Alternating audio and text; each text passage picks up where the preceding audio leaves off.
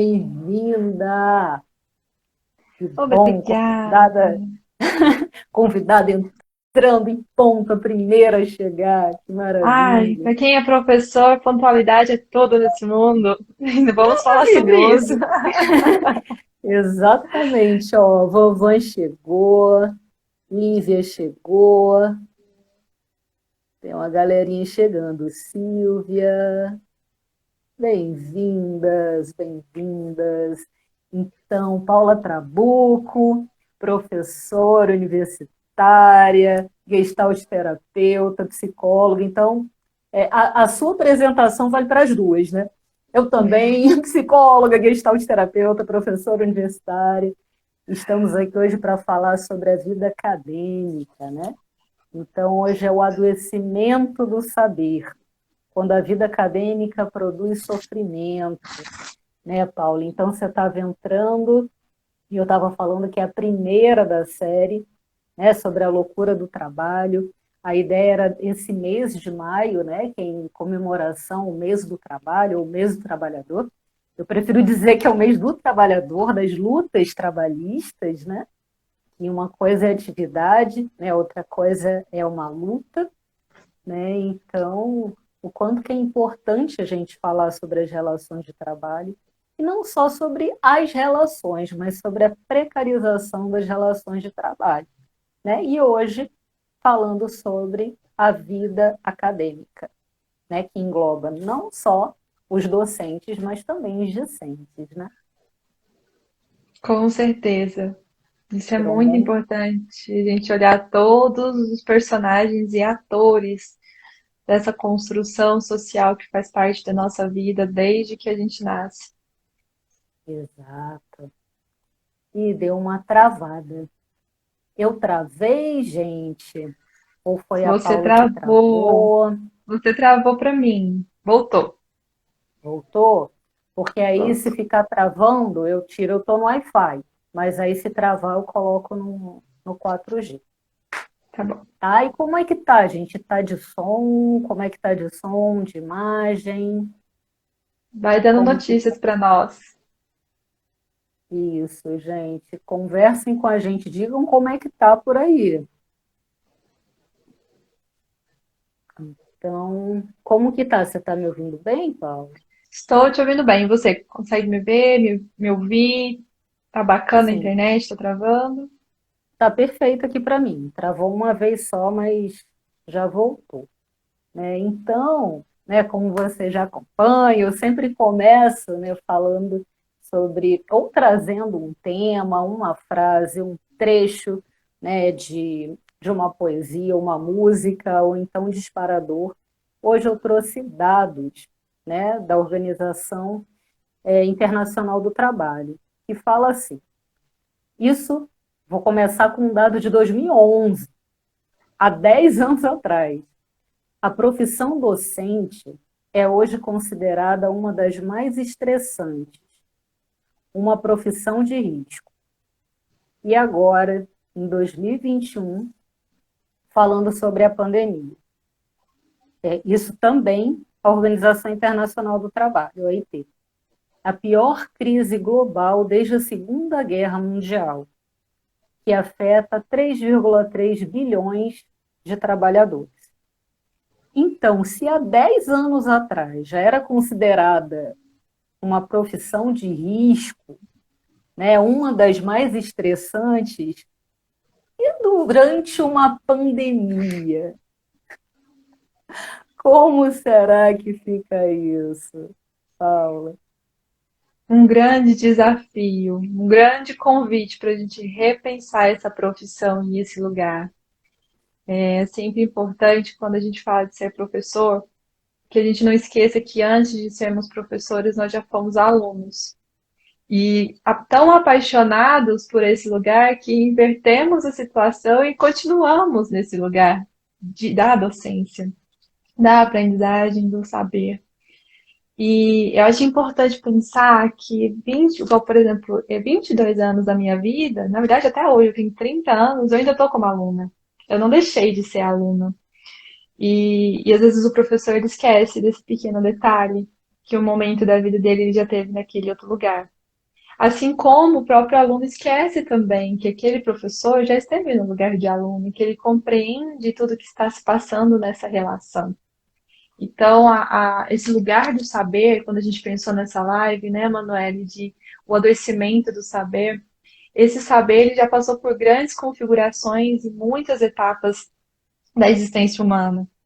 Grandes configurações, pensamentos, formatos, para chegar onde nós estamos hoje, em 2021, em aulas remotas, que foi um pedido de professores e alunos, vamos repensar essa relação. E ainda vamos chegar nessa parte de hoje, mas eu gosto muito de lembrar o seguinte: lá atrás a escola não era assim, e hoje ela está assim. E o que que se aconteceu nessas transformações sociais que se tornaram uma profissão de tanto adoecimento? O que que aconteceu nessa trajetória, nessa história da escola, que se tornou uma das profissões perigosas? Mas não perigosas porque coloca a vida em risco, mas porque coloca a saúde em risco desse profissional e desse aluno também. Você trouxe uma coisa muito importante, né, Paula? Assim, quando a gente conversou sobre esse tema, muito brevemente, quando eu fiz o convite, né, nós falamos em duas direções. Uma que a gente poderia entrar pelas relações de poder, né, ou pelo adoecimento mental, né? E você tocou aí numa questão que eu acho que tem tudo a ver com relações de poder, né, que é justamente quem esquece, né, que já passou por isso, que fez essa trajetória, né? Aquele docente que se esquece que em algum momento, né, foi discente, eu acho que isso esbarra bastante aí nas relações de poder, né? E como isso se traduz também nos conflitos relacionais, né, entre professores e alunos, por exemplo, né? E é uma hierarquia que foi construída, que não é assim. Eu estava até pesquisando um pouquinho esses dias para preparar para essa live e eu percebi assim o seguinte, que lá antigamente a escola não era assim. A gente que estuda já sabe muito disso, né, Manuela? A escola não tinha esse formato de hoje. Então, o saber ele é construído numa relação professor-aluno, sentados um do lado do outro, através de questionamentos, de interação, de reflexão e de crítica. E foi lá no século XII que essa estrutura que nós temos hoje começou a ter essa configuração de carteiras, da questão da hierarquia, o lugar do professor, o lugar de saber do professor. Então, esse professor ele se tornou, nessa hierarquia de poder, o detentor de todo o saber e o aluno receptor de todo esse saber. Então, por muito tempo, essa hierarquia foi construída até pela violência, vamos assim dizer, vamos pegar as gerações anteriores, esse saber, ele era construído numa relação de violência. Então, se você não está aprendendo, vamos achar medidas de educação, educacionais, para que você venha aprender, e muitas vezes uma medida punitiva. E vieram as avaliações como medidas punitivas, de avaliação de um conhecimento, que se você não adquirir aquela nota, você tem que ter uma punição por isso, né? Então a reprovação, ela é uma punição. E em contrapartida, esse professor cada vez mais tentando estabelecer um vínculo com esse aluno a partir dessa hierarquia. Até que veio novos pensadores, né? Vamos colocar Paulo Freire e dizer, peraí, não é assim que a gente tem que pensar essa educação, não. Vamos pensar numa relação professor-aluno, onde haja diálogo. O aluno ele não é recebedor do conhecimento e nem o professor detentor de todo conhecimento. Vamos imaginar como é que fica a figura desse professor de achar que ele sabe tudo. Não no sentido egóico da palavra saber tudo, mas a cobrança que ele tem sobre si mesmo de saber tudo sobre aquilo que ele precisa lecionar. E aquele aluno, vendo esse mestre, que relação que fica de poder construir alguma coisa. Então, o saber ele já começa o adoecimento onde eu não posso nem sequer falar sobre esse saber. Eu só posso escutar. E eu que sei, vou dizer o que eu sei. E amém que ninguém pergunte algo que eu não sei, porque isso mostra a minha fraqueza. Então eu vejo esse adoecimento começando aí, nesse lugar de achar que eu preciso saber tudo e do aluno que não sabe nada. Então não há relação. né? Quando a gente pensa em relação dentro da Gestalt terapia, a gente vai pensar em um momento de troca, de contato, de reflexão. E se eu tenho uma hierarquia, não tem contato, não tem reflexão. Então, os dois lados ficam adoecidos, sem poder um contar com o outro, né? E aí veio essa troca. Então, vamos pensar a educação de uma forma diferente? Professor, vamos baixar um pouquinho, vamos chegar próximo do seu aluno, vamos conversar, vamos refletir. E a partir daí, novas configurações se tomaram necessárias para que essa relação deixe de ser menos adoecida. Professor, você pode aprender também. Aluno, você pode questionar também. Professor, você não sabe tudo, você não precisa se cobrar ao ponto de saber tudo. Você pode permitir-se falar que, olha, não sei, mas vamos construir juntos? Então, é uma nova configuração que permite novos significados sobre esse saber, mas que também traz alguns adoecimentos, porque a gente ainda tem uma herança de um poder que eu não posso perguntar e o meu aluno não pode questionar. E eu preciso punir esse aluno se ele não sabe e me punir também dentro de toda essa configuração disciplinar. Pois é, você falou dessa configuração disciplinar, né?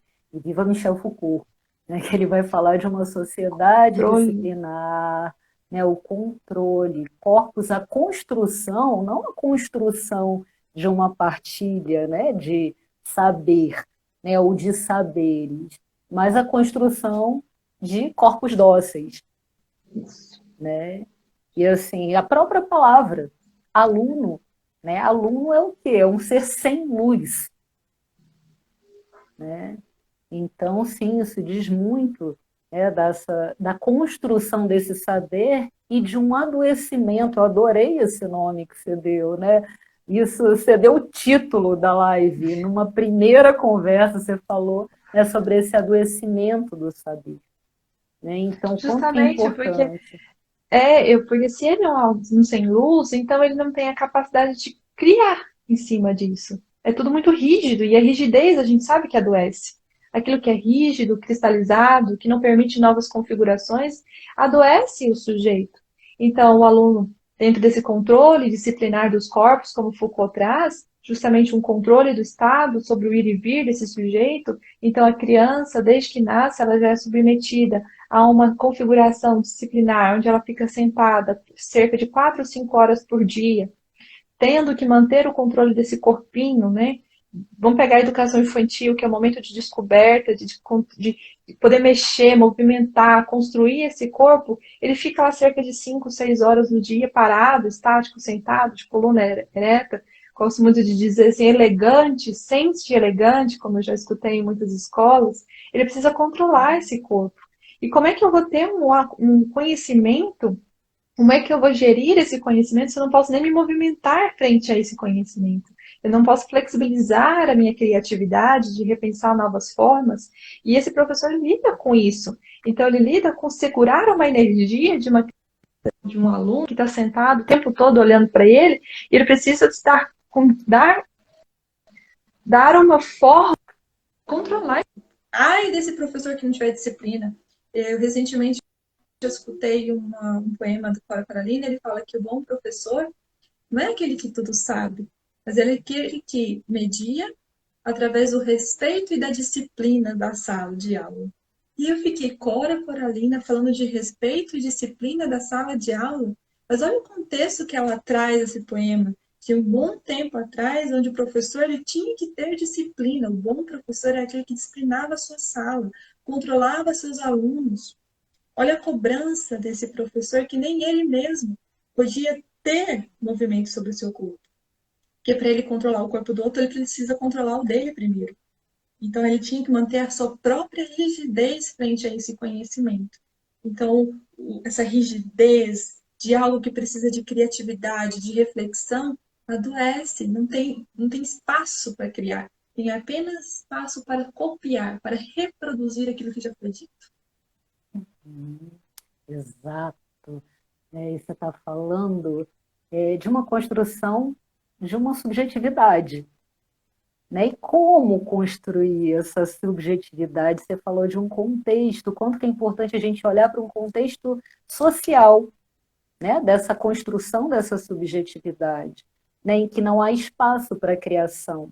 não há espaço para a vida, né? Porque não se e deu uma travada, gente. Gente do céu, vamos lá. A Cristiana tá, a Cristiana Clara tá dizendo que foi você que caiu. E a Fui Silvia eu tá que dizendo que eu tô caí. aqui.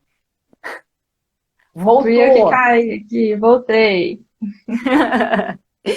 Então, estava falando sobre um contexto social, né, em que tem pouco espaço para a vida.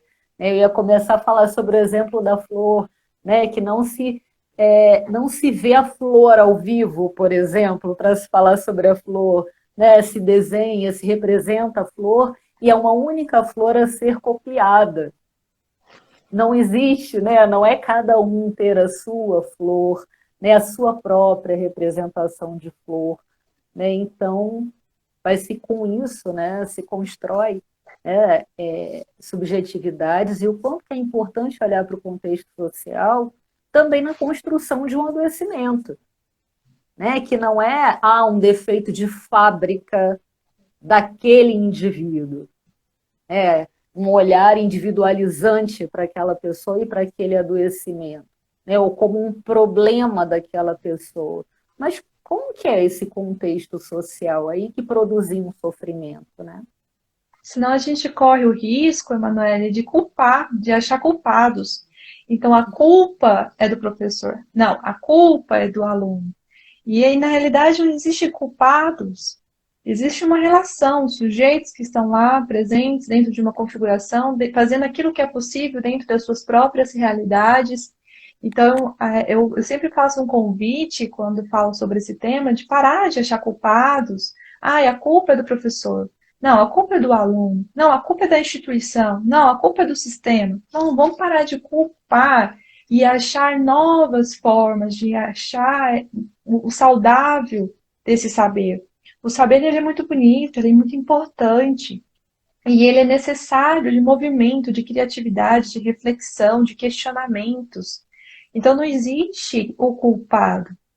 Existem pessoas que estão fazendo o melhor em cima disso, o melhor das suas relações. Os professores, agora vamos trazer um pouquinho para a nossa realidade. Então, né, a gente voltou agora a ficar sentadinhos, todos sentados, horas e horas, frente a uma tela de um computador.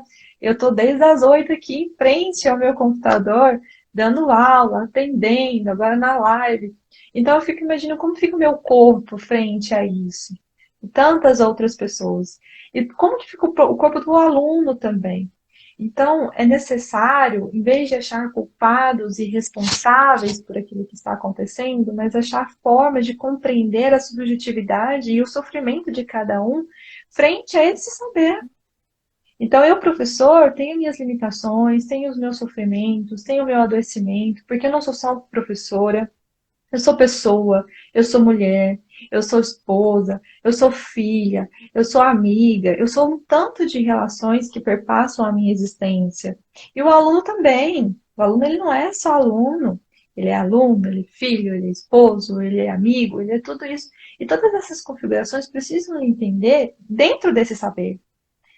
O que eu quero dizer com isso? Que essa rigidez, ela não cabe nesse lugar mais. Não dá mais essa rigidez. Ah, mas professor bom é professor rígido. Será? Professor bom é professor carrasco, aquele professor que tem tudo certinho, a prova difícil porque o aluno estuda. Será que é por aí mesmo? Aluno bom é aluno que tem nota alta. Aluno bom é aluno que tem a nota 10. Esse é o aluno bom. Será que esse é o aluno bom? E os outros preâmbulos que cabem dessa configuração, dessa relação? E os outros tipos de saberes? Hoje a gente sabe que não existe só um tipo de saber. Onde entra a subjetividade do saber? Eu acho bonito de dizer isso. Eu acho lindo quando eu tenho uma sala de 40 alunos, cada um tem um jeito, cada um tem sua forma. Ah, mas aluno é malandro? Como eu escuto muito nessa minha área. Até a malandragem é uma forma de saber. Por que não usar isso como forma de construção do conhecimento e não como forma de punir e de culpabilizar?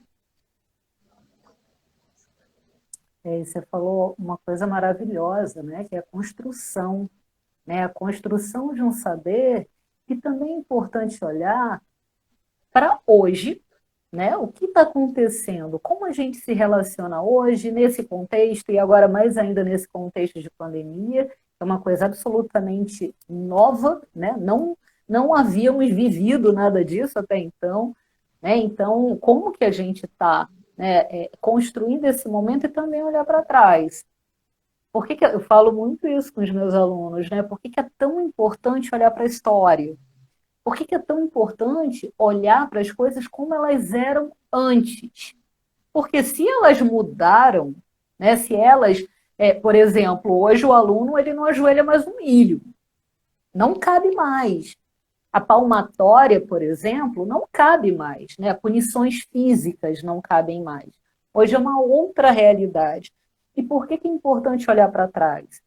Porque se foi possível modificar isso, muitas das coisas que a gente vive hoje e que parece que são imutáveis, porque elas são assim. Não, mas elas não são assim, elas foram construídas.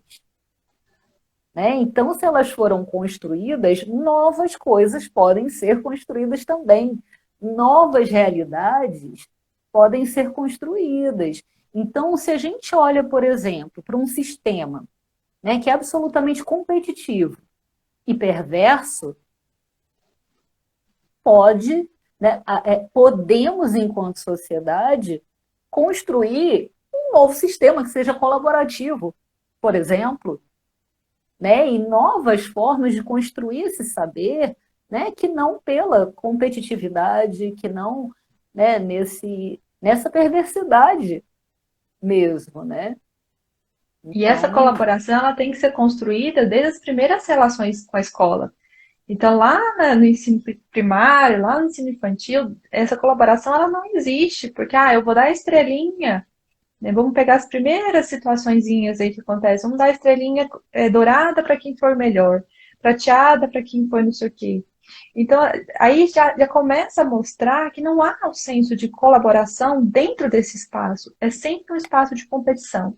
Competição entre o aluno, porque eu tenho que ser o melhor aluno, até porque lá na frente eu tenho um vestibular. Esse vestibular ele requer que eu seja o melhor para poder passar naquilo que eu quero. Então já começa aí toda uma estrutura de rivalidade. Então esse aluno, o meu colega, ele não é meu colega. Eu não vou crescer junto com ele, ele é meu concorrente. Ele é meu concorrente. Eu lembro uma vez no ensino médio, assim que eu entrei no ensino médio, um professor falou assim: que curso vocês querem? Aí foi falando, pois é, esses aí são seus concorrentes no vestibular. Olha que relação que está sendo construída numa turma no início do ano letivo. Ele é meu concorrente. Mas no outro viés, eu vou ter também a concorrência do professor, no sentido de produção. Você precisa produzir, você não só dá aula. Acho legal quando as pessoas perguntam, né? Você só dá aula? Não é só esse dar só aula. é maravilhoso, Eu como se adoro fosse pouco. só. Como se fosse pouco, porque dentro de uma instituição nós temos muita coisa para cumprir. A nossa aula não acaba só quando falo tchau, pessoal, boa noite, bom dia, até a próxima aula. Acabou ali, eu tenho uma série de coisas para fazer que ainda continua nessa aula. Eu tenho que produzir a próxima aula. Eu tenho diários e burocracias que são importantes para que no final esse aluno tenha sua aprovação lá no sistema que a gente utiliza. Eu tenho as minhas produções enquanto academia, porque enquanto professor eu sou construtor também desse saber, então eu preciso produzir e contribuir na esfera científica para que esse conhecimento ocorra, principalmente nós da educação superior, que estamos vinculados à pesquisa, somos cobrados o tempo inteiro, faça pesquisa, produza, vamos lá, você tem que publicar, e publicar não é fácil, você tem que publicar, incentiva seu aluno a publicar também, as melhores publicações são premiadas, olha, você teve 20 publicações, olha, você só teve 10, melhora. Então também existe aí as competições nos dois meandros. O que eu acho interessante é que nenhum dos dois olha para si. Então, fica sempre o aluno contra o professor contra o aluno, mas os dois sofrendo de forma diferente a mesma pressão do saber, a mesma pressão desse conhecimento. Então, eu preciso preparar a aula, preciso fazer muita coisa, o aluno precisa ler, ele precisa se preparar também para estar na aula. Em vez da gente unir as forças, gosto muito de falar isso, em vez da gente se unir e achar uma forma saudável de construir essa relação colaborativa, como você colocou, não.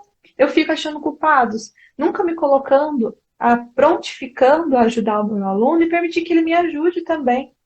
Então, se o aluno chega e fala, nossa, professora, hoje você está com uma cara de cansada, eu já me sinto muito mal, mas eu falo assim, nossa, realmente, vamos falar sobre esse cansaço? E vocês? Vocês estão cansados também? Vamos conversar? Pegar 5, 10 minutinhos da aula, vamos conversar para saber como é que vocês estão?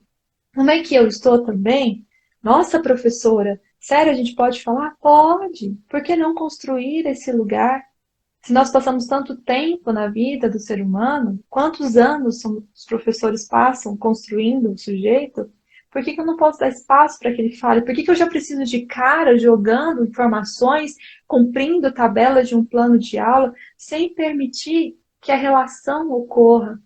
E é em cima desse cansaço que eu comecei a construir da minha aula, no início da minha aula, eu já busco aquilo que eu preciso trazer de conteúdo, seja lá na medicina, que é o meu lugar, seja na psicologia, que é o seu. Eu já vou buscando formas de entrelaçar dentro da realidade que nós estamos vivendo o próprio conhecimento científico.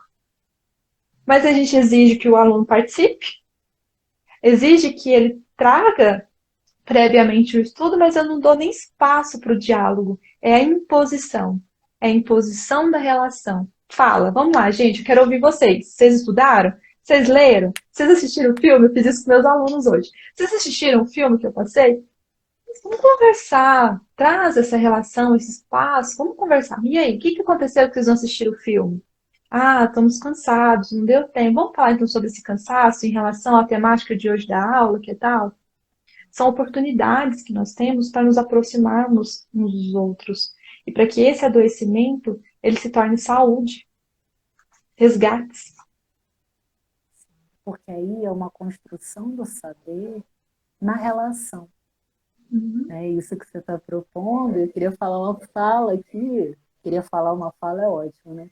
Queria compartilhar uma fala aqui da Cristiana Clara, que está dizendo essa fala está maravilhosa. Parabéns, encontro riquíssimo. Que bom, Cris, que você está aproveitando. Né? E aí voltamos, né, Paula, para as relações de poder. Olha aqui a letra de Alessandra dizendo como é importante esse diálogo entre professor e aluno. Exato. Né? Construir a partir do diálogo. Isso é relação de poder, né? Também. Então, para você ouvir o outro, isso exige humildade. Né? Você se abrir para ouvir o outro, você se abrir para o diálogo e também se colocar numa situação vulnerável. Né? Por exemplo, tem muitos professores que não gostam de alunos questionadores. Não gostam, por exemplo, de alunos, né, que perguntam ou que questionam aquilo que o professor está dizendo. Né? E eu sempre falo em sala de aula, eu adoro. Me questionem, não acreditem no que eu estou falando, me questionem. Né? Porque essa troca é muito rica e também é o professor se abrir para aprender com o aluno. Né? Você começou falando sobre isso, né? Que o professor ele um dia foi aluno e ele se colocar nesse lugar também, né, de aprendiz. Né? Porque o professor ele aprende muito, né, se ele se abrir para isso. Né? E também tem a questão de que o aluno não gosta de questionar, o próprio aluno gosta de aluno questionador. Então, se tem aquele aluno que é mais questionador, ele fala, não, nossa, lá vai ele de novo falar aquilo lá. Nossa, mas de novo, ele acabou de falar aquilo. Então, parece que não há espaço nesse adoecimento. Uma das características do adoecimento do saber que eu faço esse levantamento é o não questionamento. Eu não posso questionar em nenhum momento. O professor não gosta muito daquele aluno que questiona, eu já adoro, a maioria adora, mas é um desafio, porque aí se vier uma pergunta que eu não souber, vamos mexer com o Não ego aí, sei! né? Não Ué! sei, Ah, né? maravilhoso o que você falou. Mexer Né? com o Bom, ego, né? porque mexe com o ego ferido de um professor que não sabe, que a gente precisa saber tudo. E aí o aluno, nossa, mas de novo, lá vem aquele aluno, vamos, acaba logo essa aula. Então, se tem esse pensamento de acaba logo essa aula, já tem um dado importante, não tem lugar para questionar. Tem lugar para batidão de conhecimento, taca, taca, taca, esse conhecimento científico, pronto, se vira para você entender depois. Mas não tem um espaço do questionar, do compartilhar. Aí vem principalmente na psicologia, né, Manuel? Tem que assim, eu queria contar porque a minha avó, a minha tia, a minha prima. Aí a gente, ai meu Deus, já vem a terapia no meio da aula. Sim, a terapia no meio da aula, assim, porque isso é importante, porque é nisso que a gente constrói. Nós temos o conhecimento científico e o conhecimento prático. Juntar os dois é show, é mágico, é isso que a gente quer. É que o aluno consiga ter essa capacidade reflexiva. Se ele consegue construir isso lembrando lá da tia, do cachorro, do papagaio que aconteceu a mesma coisa que você está falando, isso é ótimo, ele está fazendo links. Então a gente precisa sair desse lugar egóico, do ego ferido, do professor ferido, do aluno ferido, que ele não pode ser questionado, ele não pode chegar e falar, gente, eu estou cansado hoje. Nossa, sério? Nossa, como que um professor fala isso numa aula? Às vezes tá. Nem todos os recursos tecnológicos têm um filtro como hoje, aqui que eu estou usando um filtro para poder dar conta do rostinho lindo, né? Porque é cansaço, eu sou um ser humano também. E eu não posso ter chegar plena, né? Aquela sou soberano, que é o ego, nada mais é do que essa criança, uma criança ferida aí, que precisa saber tudo. E um aluno também que não pode questionar, que precisa aprender a saber tudo também. Então aí é quando você falou, né, Manuel, o ego da academia. A academia é feita de muitos egos, e são egos perigosos. É um ego que desmancha relações, inclusive de colaboração entre próprios professores, né? Começa a se construir rivalidades entre próprios professores que fazem esse lugar ficar adoecido. Então, onde eu podia ter apoio do meu colega de trabalho, que também está cansado, e eu posso compartilhar com ele estratégias de aprendizado, onde eu posso só falar assim, nossa, tem um aluno que às vezes me cansa, o que será que eu posso fazer? Não, não posso ter lugar, não cabe esse lugar de diálogo, de apoio mútuo. E ao mesmo tempo, do outro lado, como a gente está falando dos dois fatores, nós temos o aluno que não pode chegar no colega e dizer que não sabe, porque ele não é bom, ele precisa ser o melhor. Então, eu até pergunto para vocês aqui, que estão assistindo nossa live, escrevem aí para mim. Vocês lembram de um professor que você não gostava? E o quanto que esse professor Só que você não não digam, tá, gostava, gente? Não não precisa dar diz nomes nome, aos bois. só lembra, só lembra. Por Lembra daquele amor. professor que te marcou para o resto da sua vida, que hoje você consegue lembrar dele? O que que ele te marcou? No que ele te feriu? Porque é uma ferida, né? E aí, ao mesmo tempo, eu pergunto, e aquele professor que você amou, que você apaixonou? Aonde que ele te salvou? Onde que ele te cuidou? E aí eu passo o contrário para nós professores, tem alguns professores que eu vi que entraram, que estão nos assistindo. E aquele aluno que você tanto lembra? Sempre tem um aluno ruim que você pensa, meu Deus, esse aluno para mim foi um desafio. Aonde que ele te machucou? Que desafio que ele te causa? E aquele aluno que você amou? Aonde que ele te cuidou? Porque na realidade são essas relações que a gente constrói, de feridas e de cura. Então o aluno que a gente mais gosta é o aluno que nos cura de alguma forma em alguma ferida que nós temos. E o aluno que a gente menos gosta, que não vamos dizer que a gente sempre tem, é aquele aluno que nos fere. Então, em vez de ir lá e massacrar o aluno, cuida da sua ferida. Olha o que esse aluno está gerando em mim. É um convite a conversar consigo mesmo, de voltar-se para dentro e falar assim: o que esse aluno está causando em mim? Ele está, será, mostrando que eu não sou a minha prepotência de querer saber tudo? Ele está me desafiando? Ele está me questionando? E como é que eu ajo frente a isso? E outro aluno que me cuida, o que é que eu estou precisando de cuidado que eu acho nesse aluno esse cuidado? São questionamentos que a gente precisa fazer para não adoecer. Porque se a gente olhar a grosso modo, isso gera adoecimento. Porque aí a gente pega ranço de um aluno, vou usar igual as palavras que no meio acadêmico, né? A gente pega ranço do aluno, e não vamos mentir que a gente pega ranço mesmo, e começa a massacrar o aluno, tadinho desse aluno, né? Ele vai sofrer na mão de alguns professores, porque nós temos alunos, professores punitivos.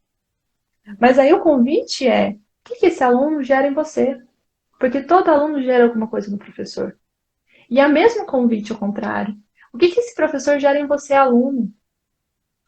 Então, eu tive professores que eu realmente não gostei. E hoje eu me questiono o que esse professor teve, o que ele aconteceu, que ele me machucou de alguma forma, que ele me tocou de alguma forma, que eu me senti incomodada. Como é que eu posso curar essa ferida? E sempre cabe essa reflexão. Porque se não houver, vamos cair sempre na punição. Punição, punição, rigidez, medos, inseguranças, que não permite que haja o contato dos dois atores. Falou uma coisa maravilhosa, que é somos todos humanos. Né? Então, acho que quando a gente se dá conta disso, né, um ser humano encontrando outro ser humano, isso abre espaço para muita coisa, né? Para que eu possa olhar para mim e me enxergar como um ser humano. Eu não sou uma máquina. Eu não sou uma máquina que tem que produzir, produzir, produzir. Eu não sou, o meu corpo não é uma máquina de trabalhar. Isso é muito importante. Né? E quando a gente olha para o outro também como humano, né? E quem é esse humano? Quais são as vulnerabilidades? Qual é a dificuldade? Né? O que está acontecendo? Né? Quando, por exemplo, né, aquela turma não está produzindo tanto quanto aquele professor gostaria. Tá, então o que está acontecendo aqui? Né, ao invés de eu ficar cobrando cada vez mais uma produção, porque aí é em cadeia. Né? A instituição cobra do professor, o professor cobra do aluno. E essa instituição também é cobrada, né? Porque você falou da competição, da rivalidade, né? Também essa instituição está competindo com outras. Né? Então, aí já entra uma outra discussão, né? Entre ensino público e ensino privado, entre aluno e cliente, né? Entre a educação, mas o quanto que a economia também atravessa, os atravessamentos econômicos dessas relações. Né? Então, isso abre para muita coisa. Né? Inclusive, quando a gente chega ali na ponta, né, dessa relação, como que é passar, não sei se passar por cima ou como construir uma coisa diferente, se há uma cobrança institucional do professor que cobra o aluno e como ali na ponta transformar isso.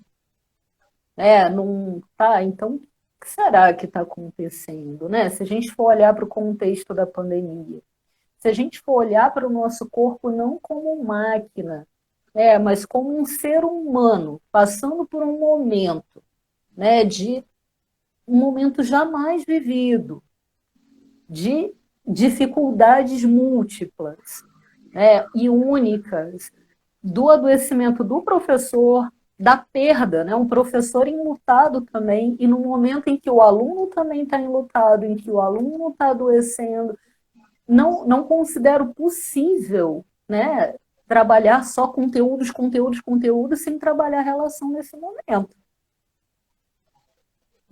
E eu também não posso deixar de colocar uma questão que você está trazendo, é que assim, eu preciso, tem coisas que normatiza da norma social que eu preciso cumprir. Então, às vezes as pessoas escutam a gente falar aqui e acham que tudo tem que ser flores. As psicólogas trazem coisas lindas, maravilhosas, flores. Então, vamos acabar com prova, vamos acabar com trabalhos, vamos acabar com artigos. Não. Existe uma necessidade de produção nesse meio. Né? Então, eu preciso dar uma aula, eu preciso fazer uma prova. Então, são burocracias, né? Normatizações que a gente precisa cumprir. O que está em jogo aqui é o como está sendo exigido tudo isso, né, Manuel? Acho que é isso que a gente está trazendo como reflexão. Porque não adianta você falar assim, o professor não entende, ele fica mandando um monte de texto para a gente ver, principalmente nesse momento pandêmico, houve uma queixa muito grande de muitos alunos sobre a quantidade de coisas que os professores estavam passando que iam além do que eles davam conta. Então, houve aí muitas pesquisas em relação a esse aumento da demanda em relação aos alunos de produção. Mas, em contrapartida, nós também, professores, tivemos uma cobrança sobre o que nós devemos dar para esses alunos e como dar isso. Porque ninguém preparou o professor para dar aula. Assim como ninguém preparou a gente para dar aula presencial, porque ainda tem muito um questionamento sobre como se torna professor, e aí a gente fala, a gente só se torna professor lá dentro, a gente aprende muito de didática, mas a gente só sabe que ser professor quando você está dando aula. Mas aí também não se pensou como preparar esse professor para agora, para a pandemia. Eu dou uma disciplina de 8 horas, a gente fica 4 horas em frente ao computador. Eu preciso dar essas 4 horas, porque eu tenho uma instituição que vai dizer para mim que eu preciso, uma normatização, que eu preciso cumprir tantos por cento da carga horária do currículo. Aí o aluno questiona, né? Nossa, por que tem que ficar tanto tempo? Bom, a gente tem uma normatização que a gente precisa cumprir. Pronto, não tem questionamento sobre isso. Mas o como tem.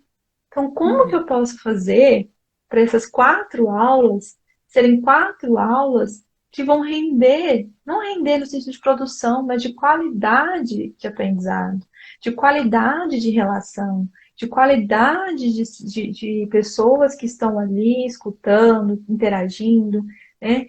Então, é sempre importante a gente falar o seguinte: não tem como ser tudo flores, porque existe uma necessidade a ser cumprida, umas obrigações a serem realizadas.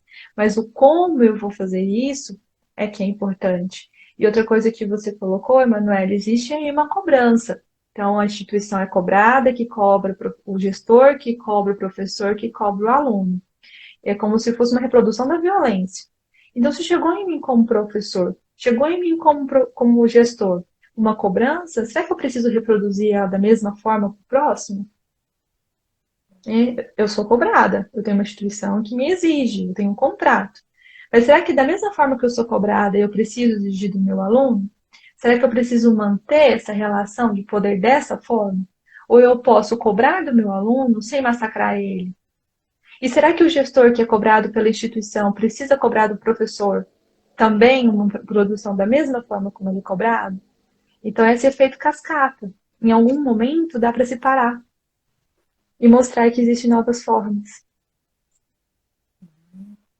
Perfeito, você falou do como, né? Não é o que. O que a gente sabe, né? Se existe um sistema que é um sistema da produtividade, né, que serve, que vale, é aquele sujeito que produz, né, existe um como também. Se existe uma, por exemplo, né, um modo de funcionar que objetifica, né, que vê o outro como máquina, não vê o outro como pessoa, quem está ali na ponta tem como fazer diferente, né? Tem como ver essa pessoa, né? E assim, tem uma das demandas também, né, e que aumentou, essa demanda aumentou e muito, foi justamente o atendimento do aluno. Porque antes o professor estava em sala de aula, então no final da aula vinha um aluno, ia, conversava. Agora, sendo online, né, sendo um ensino remoto, o atendimento é por vários motivos, não é só, né, um atendimento para fins didáticos, para tirar uma dúvida daquele trabalho, daquela disciplina. É uma dificuldade do aluno, por exemplo, que não tem, tem dificuldade com acesso, né, da plataforma, ou tem dificuldade também, né, em termos tecnológicos, né, e até mesmo materiais. Professor, eu estou sem internet em casa, e como é que eu faço? Né, eu não estou conseguindo acessar. Então, assim, o professor ele acabou se desdobrando. Ele virou, além de professor, ele virou youtuber, né, ele virou TI, né, técnico de informática, ele virou psicólogo, né, para quem não era, porque aí o aluno vem e fala, né, como que ele está se sentindo também nesse momento, e também, né, as suas fragilidades emocionais de, poxa, professor, eu não estou conseguindo acompanhar, porque eu perdi minha irmã, porque meu pai faleceu. Então, né, esse professor que também está enlutado, que também está adoecido nesse momento, né, e ele acaba tendo que dar conta, né, de também ter uma estrutura, porque aí, né, uma transposição do ambiente de trabalho e de sala de aula, que ele prepara um estúdio em casa. Né, da noite para o dia ele tem que ter computador, tem que ter câmera, tem que ter microfone, tem que ter internet, tem que ter mobiliário para isso. Né, então ele acaba virando, né, um showman, porque também você manter um aluno ali 4 horas seguidas, né? Que você planta bananeira, né? Senão a pessoa não fica ali, né? Não aguenta, é muito tempo, né? É muito tempo. E também tem a questão assim, eu não administro só o meu momento youtuber. Eu tenho que administrar toda a minha casa e o aluno também tem que administrar toda a casa dele. Houve aí um movimento dos professores, não sei se você chegou a receber o meme, liguem as câmeras, né? Alunos, liguem as Não, não vi, câmeras, não né? vi. Teve Como que é alguns, isso? alguns memes, assim, pedindo para os alunos serem solidários ao professor, porque hoje a gente dá câmera, a gente dá aula com as câmeras desligadas, apenas os nominhos e a nossa carinha, a gente só fica se vendo. Então, houve aí até um movimento um tempo, bem no início da pandemia, quando assim, gente, alunos, liguem as câmeras, deixa a gente ver vocês. Mas a gente precisa pensar que vai além do abrir câmera. Está em um momento de que a sala de aula virou um quarto, a sala de aula virou uma sala, a sala de aula virou uma cozinha, a sala de aula virou o quintal. O quintal tem cachorro, a cozinha tem o pai e a mãe que passa, tem os filhos. Então eu passei a sala de aula, ela virou uma extensão da casa, né? Então pedir vai além de pedir para abrir a câmera. É muito bom dar aula com câmera aberta, é muito ruim dar aula com câmera fechada. Mas eu preciso entender que agora é outra demanda, é outra necessidade, né? A gente quer, seria maravilhoso. Mas e aí o aluno que não conseguir? E o aluno que não consegue abrir o microfone? E às vezes eu vejo assim que isso gera um adoecimento no professor porque ele está falando sozinho. E é muito ruim falar sozinho, porque mexe com a questão do ego novamente. Quem será que está me ouvindo? Será que está gostando? Será que eu estou falando bem? Será que tem alguém me ouvindo? Será que eles leram meu texto? Porque querendo ou não, a gente trabalha muito nessa esfera do meu poder de estar. Gente, eu passei um texto. Será que eles leram meu texto? Então, se eles não leram meu texto, é porque eles não dão atenção para minha aula. Olha o tanto que fica na esfera pessoal. Que aí é onde eu quero entrar na questão do profissional e do pessoal, do ser professor e ser pessoa. Então, o fato do meu aluno não ter dedicado tempo à minha disciplina não diz sobre mim. Pode dizer sobre a minha didática, pode dizer sobre por que que eu escolhi o texto, pode dizer sobre o aluno que trabalhou o dia inteiro, que tem outras disciplinas que ele prefere, mas não diz sobre mim, professor, sobre minha pessoa. E aí eu vejo muito, muito mesmo o professor se adoecendo justamente por achar que o seu valor está perdido, que aquele aluno não dá valor a si. Então vem a autoestima aqui, ó, desce, vem a depressão, vem a tristeza, vem o estresse. Então a gente precisa identificar que dentro dessa relação existem muitos fatores e que nem sempre eu sou culpada de tudo. Então o meu aluno não leu o texto, a culpa é minha. Meus alunos não assistiram o filme, a culpa é minha. Eu sou péssima professora. Para a gente não entrar nesse lugar de novo de culpa. A culpa é do professor. Assim como o aluno. Né? Não, a culpa é do professor. Eu não leio porque é cansativa a aula dele. Eu não leio porque não faz sentido a aula dele. Bom, e o meu papel enquanto aluno? Será que eu estou cumprindo? Será que eu estou cumprindo o meu papel de estar ali? Que eu me coloquei ali. Eu pedi para estar aqui, seja o curso que você escolheu. E será que eu estou fazendo o mínimo diante disso? E o que eu posso fazer para esse professor também se sentir mais confortável? Porque às vezes eu sinto que alguns alunos esquecem também que o professor é um ser humano. Ele também tem autoestima. Ele também gosta de receber elogios e não só críticas. Ele está preparando uma aula para você. E o seu aluno, professor, ele também está lá tentando assistir sua aula do jeito que ele pode. Às vezes aquilo que ele deu é o que ele deu conta. Às vezes só o fato dele estar conectado, só o nome ali, é o que ele deu conta hoje. E isso já é o suficiente para você, deve ser o suficiente para você também, para não adoecer. E saber que isso não diz quem você é, apenas o momento que nós estamos passando. Sim, você falou do ego, né? Eu fiquei pensando o quanto que mexe com a segurança também, né? Porque é lidar com o desconhecido. Você falou, a gente não sabe quem está atrás da câmera, não sabe onde está. Mas podem ter várias pessoas, inclusive. É uma família Sim, inteira ali. Você não sabe quem está ali assistindo a sua aula, né? Porque abre um espaço ali também, né? Porque você está em sala de aula, você sabe quem está ali com você. aulas Pode nem estar gravadas, né? aulas gravadas, qualquer pessoa pode assistir, né? Tem um alcance imenso. Pode não ter ninguém, né? Porque eu já cansei de ouvir isso também. né, de aluno que deixa ali rolando para pegar presença. O aluno não está ali assistindo. Né? Então, ele dá com desconhecido também. Eu não sei para quem eu estou dando essa aula, nem se tem alguém assistindo essa aula, né? Porque eu estou vendo só um nomezinho ali, né? O corpo isso Justamente. mexe E aí também. lida com o imaginário da pessoa e com a sensação de impotência e prepotência. Eu gosto muito de lembrar da aula do Jorge. Ele fala muito sobre isso. Ele fala muito na área da psicologia, mas eu falo também para todas as áreas. A impotência e a prepotência que nós temos, primeiro, de sermos os melhores. Eu sempre quero ser o melhor professor, o professor mais amado. Quando eu comecei como professora, eu queria ser a melhor professora. Eu queria que todo mundo me amasse e falasse, assim, nossa, a melhor professora é a professora Paula.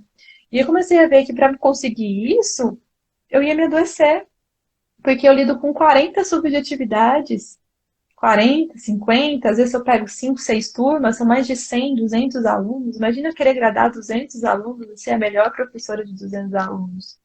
Mas se uma, hoje eu penso, se uma pessoa já saiu entendendo alguma coisa da minha aula, já cumpriu o meu papel. E se nenhuma cumprir, nenhuma entendeu, vamos melhorar. O que eu posso fazer para melhorar isso? São formas de se ver a história, de ver o mesmo fato. Então, ok, os professores falam assim, nossa, eu odeio a professora Paula, que eu lembro que uma vez, assim que eu entrei na instituição, falava assim, nossa, a professora Paula é muito rígida. E eu, ai, que legal. Pelo menos estão falando de mim. Mas espera aí, o que essa rigidez traz sobre como eu sou como professora? Né?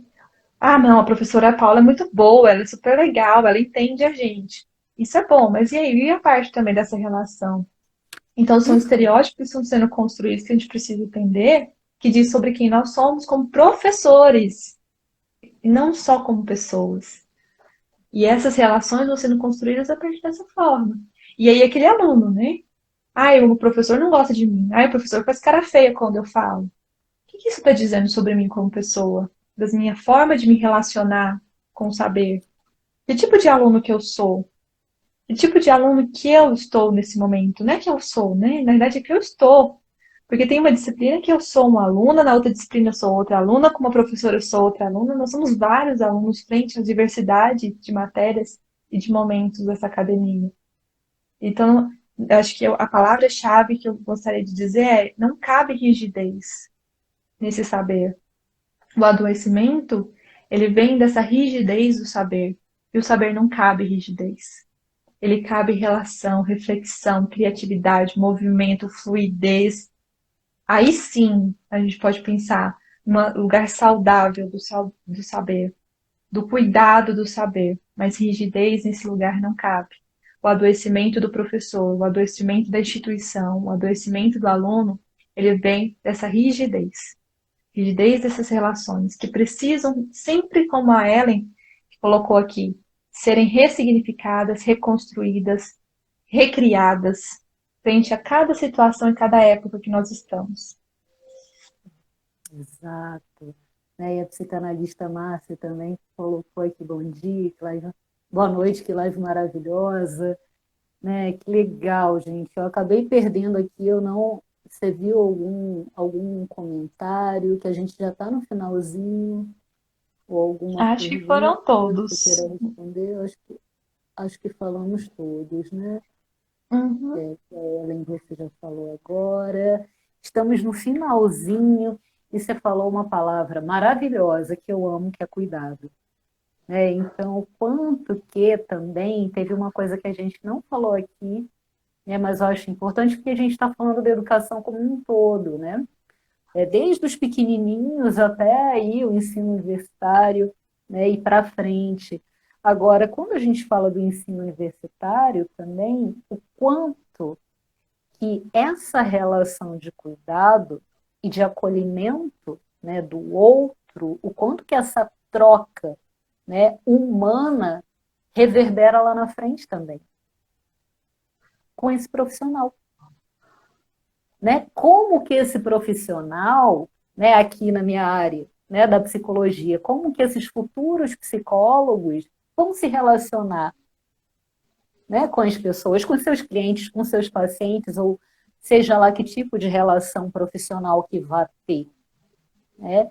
e também os seus, né, na medicina, que futuros médicos são esses, né? Como que eles vão se relacionar com os seus pacientes, o quanto que é importante esse papel, né, da educação na formação desse aluno, não só uma formação técnica, né, mas também na formação dessa pessoa, né, o quanto que isso é importante, né? Até E aí, porque para somos os finalizar, exemplos deles. E essa relação eles levam lá para o paciente. Então, se a gente quer uma visão biopsicossócio-espiritual, que eu tenha essa relação com já desde essa formação, que eu estou dando um exemplo, né? Então, a gente precisa desse espaço. Não adianta ser só tecnicista. Eu preciso também olhar todas essas dimensões para que ele saiba como foi ser cuidado para depois cuidar. perfeito, né? Então, como investir em novas relações institucionais, né, que visem o bem-estar dos docentes e também dos discentes, e um bem-estar social, né, depois, né, com o quanto que isso vai reverberar também na sociedade, né? Então, aqui, eu acho que a gente está lançando uma aposta, né, na humanização da vida acadêmica, né? O quanto que isso é importante. E ai, chegamos ao final de mais uma live. Estou super feliz de você ter dado o seu aceite, de estar aqui, né, com a gente numa sexta-feira à noite. É claro, não queria, eu sempre trago alguma indicação, não queria deixar de recomendar, lógico, o livro que dá nome, né, à nossa live, a série A Loucura do Trabalho, né, um estudo de psicopatologia do trabalho, né, que é um psicanalista, o autor desse livro, Christopher Dejour, né, e também queria indicar um ensaio, né, de cadernos de saúde pública que se chama, não, o ensaio ele se chama Trabalho Remoto, Saúde Docente, Greve Virtual e Ensaio de Pandemia, que é da revista Trabalho, Educação e Saúde, e um artigo, aí sim, esse é o artigo da Selma Venco, chamado Uberização do Trabalho, um fenômeno de tipo novo entre docentes de São Paulo. E é isso. Você quer finalizar com mais alguma palavrinha, Só Paula? agradecer por estar aqui com você. É sempre bom essa troca de olhares, de percepções, de referências, e que esses espaços cada vez sejam mais abertos para o diálogo. Então, muito obrigada por estar aqui com você. Muito obrigada para quem assistiu. Nos seguem aí nas redes sociais, sempre. Dê o seu curtida, vamos fazer a parte do YouTube. Se E você já gostou ganhamos dessa vários live, se coraçõezinhos. você gostou dessa live, pega nesse aviãozinho e indica para quem você acha que tem que escutar. Beijo! Maravilhoso. Obrigada, Paula, super obrigada, que eu vi aqui vários alunos, professores, ex-alunos que agora são colegas e estão aqui acompanhando. E gratidão por todos esses coraçõezinhos aí subindo, gostamos muito. Beijo, gente. Beijo, Beijos! beijo.